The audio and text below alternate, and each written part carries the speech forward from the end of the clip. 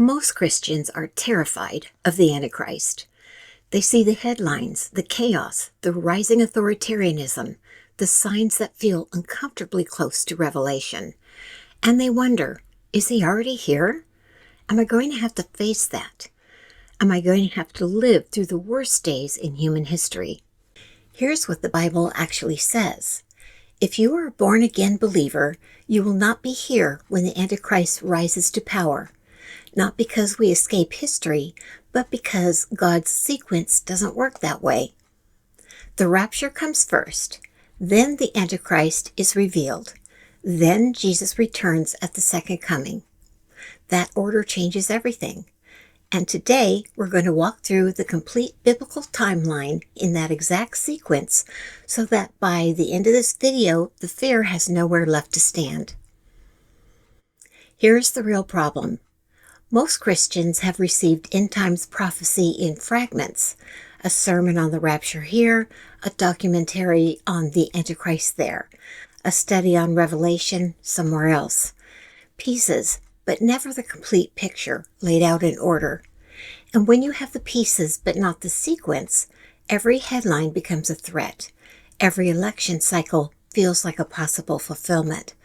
Every global crisis sends a wave of anxiety through the church. We are seeing that right now. Christians genuinely afraid, genuinely unsettled, because the order is scrambled in their minds. Hollywood has made this worse. Films like Left Behind and decades of popular prophecy culture have collapsed the rapture, the Antichrist, and the second coming into one blurry, terrifying sequence where believers are left to suffer through the worst of it. That narrative has embedded itself deeply into the Christian imagination, but it is not what Scripture actually teaches. Here's what we're going to do today. We're going to unscramble the sequence, straight from Scripture, in order. And we're going to see that God designed this timeline not to terrify His people, but to protect them, orient them, and give them peace, even in the most turbulent season of human history. We're seeing the stage being set right now, which is exactly why the order matters. So let's begin, where the sequence begins. So the biblical timeline does not begin with darkness. It begins with rescue, the rapture. Now, before we go any further, let's establish what the rapture actually is. From Scripture, not from culture. The primary passage is 1 Thessalonians 4:16 and 17. Paul writes, "For the Lord himself will descend from heaven with a shout, with the voice of the archangel, and with the trumpet of God, and the dead in Christ will rise first.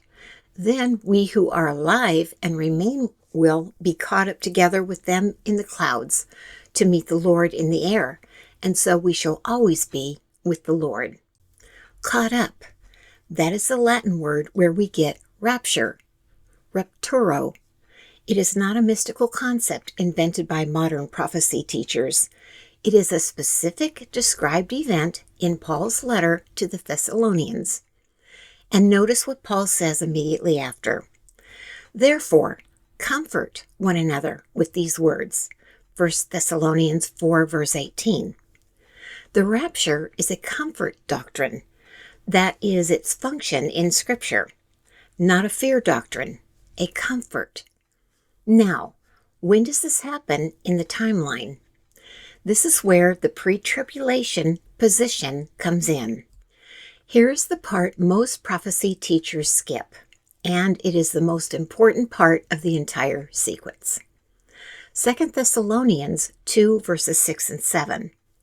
Paul is speaking about the Antichrist, specifically about why he has not yet been revealed. And he says this, "And you know what restrains him now, so that in his time he will be revealed. For the mystery of lawlessness is already at work. Only he who now restrains will do so until he is taken out of the way. The restrainer must be removed before the Antichrist can be revealed." Who is the restrainer? Theologians have debated this, but the most consistent, scripturally supported position is that the restrainer is the Holy Spirit, working through the church. The presence of the indwelt church on earth is what holds back the full revelation of the man of lawlessness. The logic follows. If the church, filled with the Holy Spirit, is the restrainer, then the restrainer is removed when the church is removed. The rapture is not just an exit for believers. It is the removal of the restraint that holds the Antichrist back. That means the Antichrist cannot be fully revealed while we are still here. Now, I want to speak directly to something here because it matters. As a former mental health professional, I've sat with Christians who carry enormous anxiety about the Antichrist, real anxiety, sleepless nights, dread, and almost universally, the root of that dread is the belief that they will have to face the worst days in human history, the most concentrated evil the world has ever seen, alone and without protection. The pre-tribulation rapture doesn't just have theological implications, it has psychological ones. 1 Thessalonians 5 verse 9 says, "For God has not destined us for wrath, but for obtaining salvation through our Lord Jesus Christ." That is not wishful thinking. That is a divine appointment, or rather a divine non-appointment. You are not appointed to that wrath. The same God who planned the sequence of human history planned you out of the worst of it. Here's what it means for you. Believers are gone before the tribulation clock starts. The Antichrist rises into a world the church has already left. We go first. So what happens on earth after the rapture? The world does not simply pause and regroup. Something is unleashed. The restrainer has been removed. And into that vacuum, political, spiritual, moral, a figure emerges that Scripture has been describing for centuries, the Antichrist. Now, and this is important, we are not going to speculate about who this person is, and we're not going to name current political figures. What we're going to do is establish the 5 biblical requirements that Scripture gives us for this individual. Because when you know what Scripture actually requires, you stop being manipulated by every headline that tries to attach this label to someone. So requirement 1, he rises from a global political structure. Daniel 7 verses 23 and 24 describe him emerging from a revived form of the Roman government, a global governing structure. He doesn't rise from obscurity. He rises from within existing power. Requirement number 2, he comes to power through peace, not war. Daniel 8, verse 25 tells us he will destroy many while they are at ease, and by peace he will destroy many. His initial rise looks like diplomacy, like stability, like a solution. Requirement number 3, he enters the temple and declares himself God. 2 Thessalonians 2, verse 4. He opposes and exalts himself above every so-called God or object of worship, so that he takes his seat in the temple of God, displaying himself as being God. This is called the abomination of desolation. It happens at the midpoint of the 7-year tribulation. Requirement 4, he controls the global economy. Revelation 13 verses 16 and 17 says, "He causes all, both small and great, rich and poor, free and slave, to receive a mark on their right hand or on their forehead, and no one may buy or sell except one who has the mark."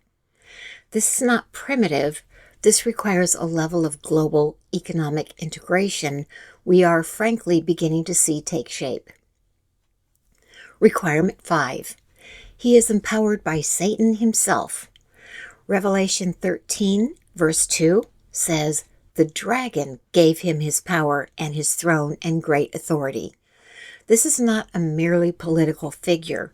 This is a spiritual counterpart to Christ, which is exactly what Antichrist means. Anti, both against and in place of. Here's where it gets relevant to what we're seeing right now. We're seeing the pieces forming what could be infrastructure beginning to emerge. The conditions that allow this figure to emerge: global instability, the collapse of trust in institutions, the hunger for a strong centralized solution, the technological infrastructure for economic control. These are not predictions about a distant future. We are watching the scaffolding already go up. But notice something critical. We're watching this from the outside. This is what will happen on earth while believers are with the Lord. We are not the protagonists of this chapter in history. We are already home at that time. The 7-year tribulation unfolds in 2 halves. The first 3.5 years look deceptively stable. The Antichrist brokers peace, including, according to Daniel 9:27, a covenant with Israel. Then, at the midpoint, he breaks that covenant, enters the temple, and the second half, what Jesus called the Great Tribulation in Matthew 24, verse 21, begins. It is the most intense period of suffering in human history. And at the end of those 7 years, something happens that brings the entire sequence to its resolution. So what this means is, the Antichrist is terrifying for those who remain. For believers, this is history we read in advance, not history we live through. Now we reach the moment that resolves everything: the second coming of Jesus Christ. First, and this matters, we need to establish why the second coming is a completely different, separate event from the rapture. These are not the same thing with different names. They are distinct events separated by 7 years with different purposes, different audiences, and different descriptions. At the rapture, Jesus comes for his church. Quietly, in the clouds, believers are caught up to meet him. It is a rescue. At the second coming, Jesus comes with his church, visibly, publicly, with all the armies of heaven, to the earth itself. It is a conquest. Revelation 19, verses 11 through 16, gives us the description. And I saw heaven opened, and behold, a white horse, and he who sat on it is called Faithful and True, and in righteousness he judges and wages war. His eyes are a flame of fire, and on his head are many diadems, and he has a name written on him which no one knows except himself. He is clothed with a robe dipped in blood, and his name is called the Word of God. And the armies which are in heaven, clothed in fine linen, white and clean, were following him on white horses. This is not the baby in the manger. This is not the teacher on the hillside. This is the king returning to reclaim what is his. Zechariah 14, verse 4 tells us exactly where he lands.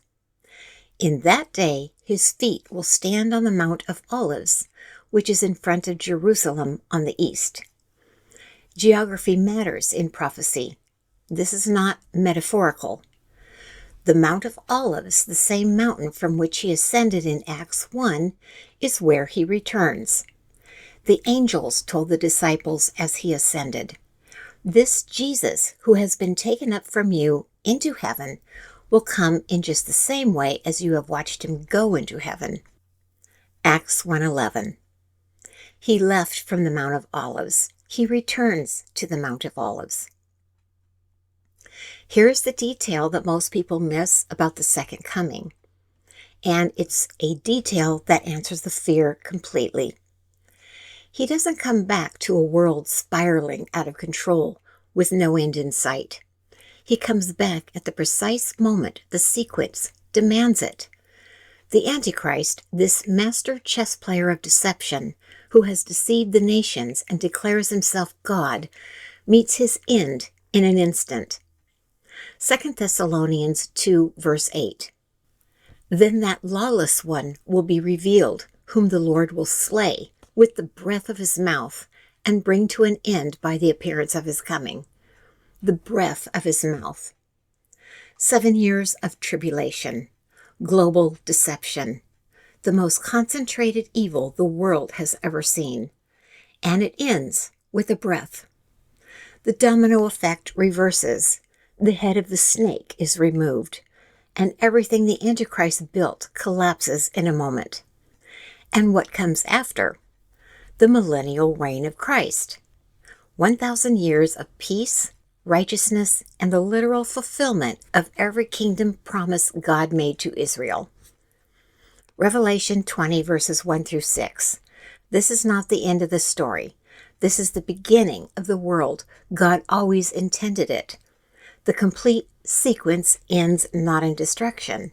It ends in a kingdom. That is where God's timeline was always heading. Let's go back to where we started. Most Christians are afraid of the Antichrist, and I understand that fear as someone who has sat with people in the grip of real anxiety, clinical anxiety, sleepless anxiety, the kind that follows you through the day. I understand that fear and how it operates. It fills in the blanks with the worst case scenarios. It assumes you will be facing the worst alone. But look at what the biblical timeline actually shows us. The rapture comes first. Believers are removed from the earth before the tribulation begins, before the Antichrist is revealed, before the mark of the beast, before the great tribulation. The Antichrist rises into a world the church has already left. And at the end of it all, after 7 years, Jesus returns and conquers and establishes a kingdom that has no end. That is the sequence. Rapture, Antichrist, second coming. In that order. Every time.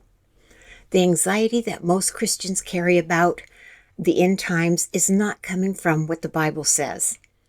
It's coming from the scrambled version, the Hollywood version, the headline version, the version where you're left behind to face it, all without God's protection. When you replace that version with the biblical sequence, step by step in order, something shifts. The dread lifts. Not because the events aren't real. They are real. Not because the world isn't in trouble. We're seeing the infrastructure being built right now. But because you know where you are in the story, you know how it ends, and you know that the God who designed this timeline designed you out of the worst of it and into the best of it. God didn't give us this timeline to terrify us. He gave it to us so we could live with peace, real peace, even while the world is in great unrest. That's what prophecy is for. And now you have the full picture. If you got something out of this video, give it a like and subscribe. And I'll see you again on the next one.